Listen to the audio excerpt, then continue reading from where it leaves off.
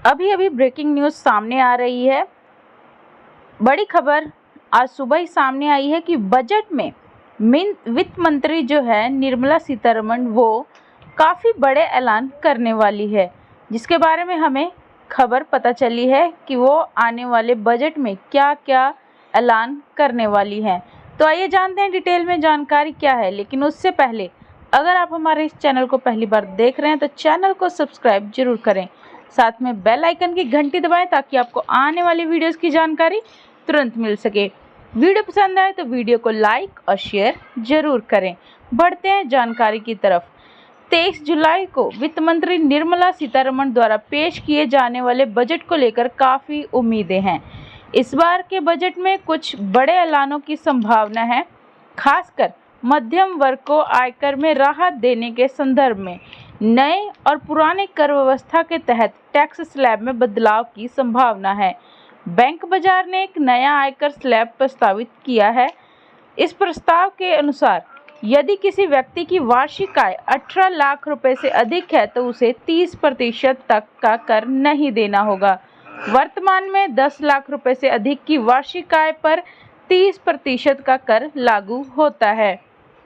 मौजूदा आयकर की जो व्यवस्था है उसमें वर्तमान पुरानी कर व्यवस्था के तहत आयकर स्लैब इस प्रकार है, जिसमें 2.5 लाख से 5 लाख रुपए तक 5%, 5 लाख से 10 लाख रुपए तक 20% और 10 लाख रुपए से अधिक पर 30% का टैक्स देना होता है।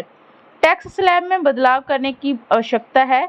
बैंक बाजार के अनुसार पुरानी व्यवस्था के 20% और 30% स्लैब को अपडेट किया जाना चाहिए। यह सुझाव मुद्रास्फीति के आधार पर दिया गया है। 2012-13 से 2024-25 तक मूल्य सूचकांक में 81% 5% की वृद्धि हुई है। बढ़ती महंगाई के कारण पुराने स्लैब दरों में बदलाव की आवश्यकता है। और भी कुछ अन्य प्रस्ताव सामने लाए गए हैं जो कि इस प्रकार हैं। धारा 80C की सीमा वर्तमान 1.5 लाख रुपए की सीमा को बढ़ाकर कम से कम 2 लाख रुपए तक किया जाना चाहिए। धारा 80D की कटौती कोविड के बाद बीमा प्रीमियम की बढ़ती लागत को देखते हुए इसे सामान्य करदाताओं के लिए 50,000 रुपये और वरिष्ठ नागरिकों के लिए 1 लाख रुपए तक बढ़ाया जाना चाहिए। गृह ऋण ब्याज और मूलधन भुगतान इन्हें अलग अलग अनुभागों में रखा जाना चाहिए, जो कुल मिलाकर 5 लाख रुपए तक हो सकता है। धारा 87A के तहत की छूट में बात करें तो 2019 में किए गए अंतिम अपडेट की तुलना में इसे 6.3 लाख रुपए तक की आय तक बढ़ाया जाना चाहिए। इसका प्रभाव क्या पड़ने वाला है ये भी जान लेते हैं। यदि ये प्रस्तावित बदलाव लागू होते हैं तो इसका सबसे बड़ा लाभ उन लोगों को मिलेगा जिनकी वार्षिक आय 10 लाख से 18 लाख रुपए के बीच है।